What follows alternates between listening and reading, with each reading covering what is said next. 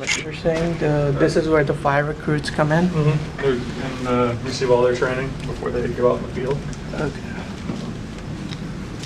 So, We currently have 2 academies that are going on right now with about 16 people in each academy. so about 32 potential fire station And workers. they're supposed to graduate around April 21st or something. Okay. So is it a 2-year course for them? No, it's around 9 months total, and that gets them their firefighter certifications and their EMT. And those are current firefighters that are taking a class down here. This is your outfit? This is my office.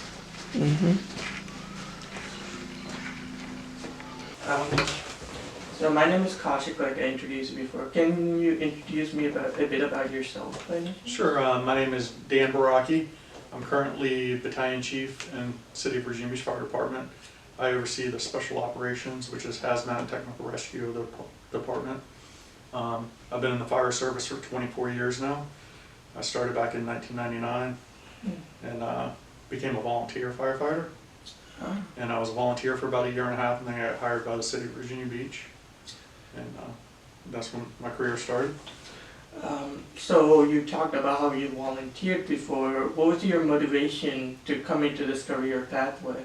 So I had 2 brothers that kind of got in the fire service and started. My brother's a little older than I am, and they started in it and started.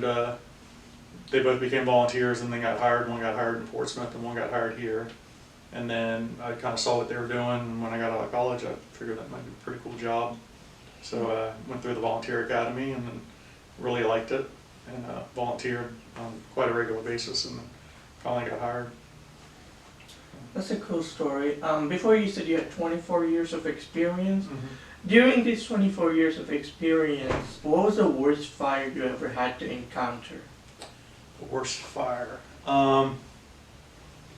As far as one of the biggest fires, I would say, trying to think about what one of the biggest fires was. Definitely down on Shore Drive. We had a fire on Page Avenue that burned about a block of Shore Drive down. Then we had another fire off of Shore Drive that it's right at the base of the Bay Bridge Tunnel. And I think we lost 6 houses that night. 6 houses, that's tremendous.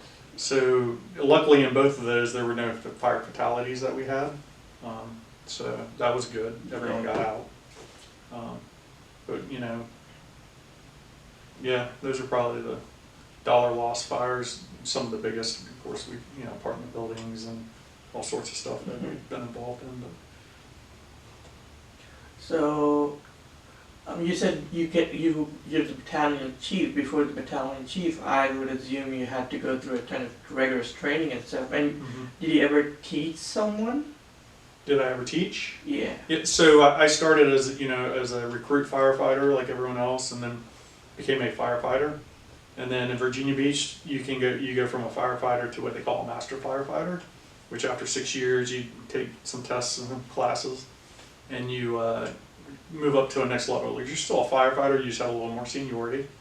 And then at that point, you can come down and be a training instructor at the fire training center. So we run classes year round down here at the training center for new recruits, incumbent training we call it, which is all the firefighters in the city. We do quarterly training and stuff like that, burns and extrication and all that, and they come down, and when we do all that, the field training instructors are involved, and we get to come down and teach and do that. I did a lot with the recruits earlier in my career, as far as all their training they do down here. They bring in the instructors in, and we do, throughout their academy, all the hose days and ladders and burns and stuff like that. So I have taught down here, yeah. Yes. when you taught someone, what are the precautions you told them? Like if you, let's say there was a fire and a person was coming out and he was heavily bruised and injured, what was the precautions you taught them to take? And So if we have injuries during fires or burns and that type of thing, all of the Virginia Beach Fire Department is trained to at least EMT.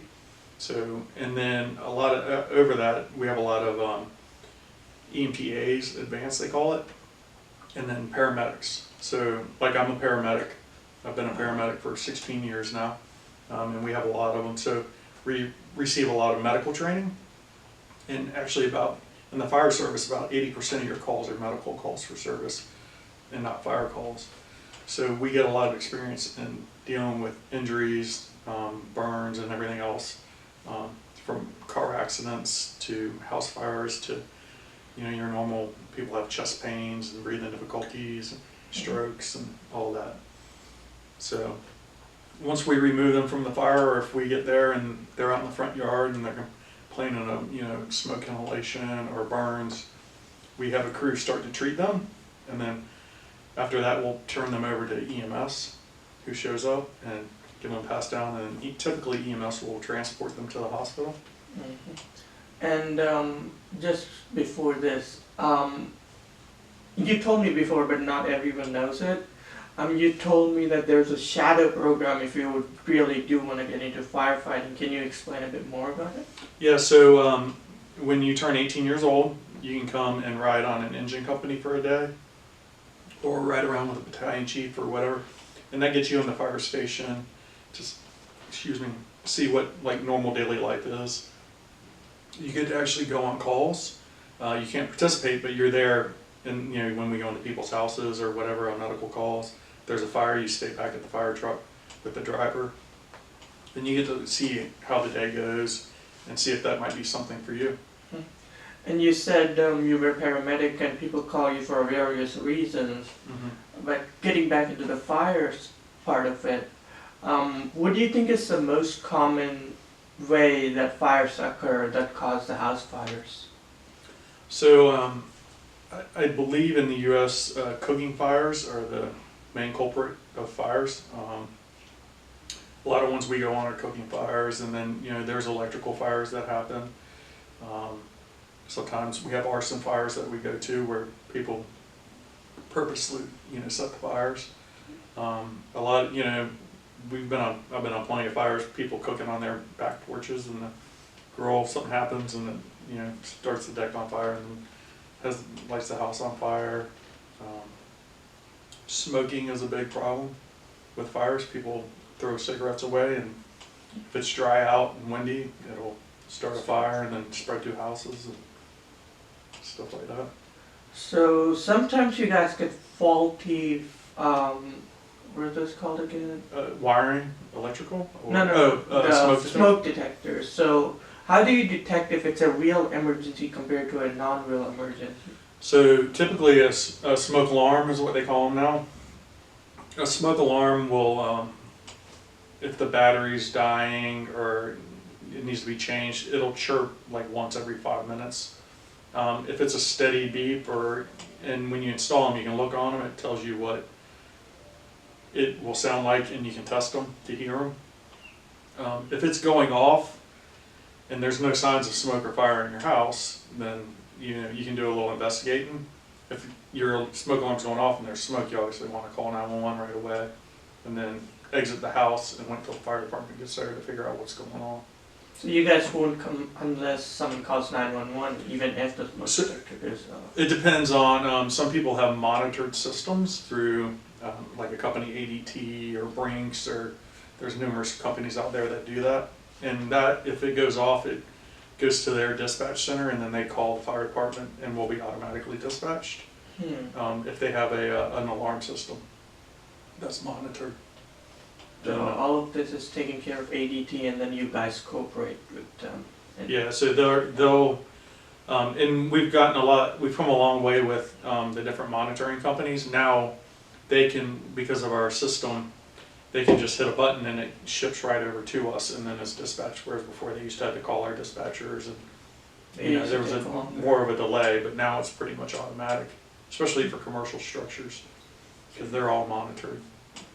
Thank you for the interview, Mr. Barakey. Yeah, discussion. Is it, yeah.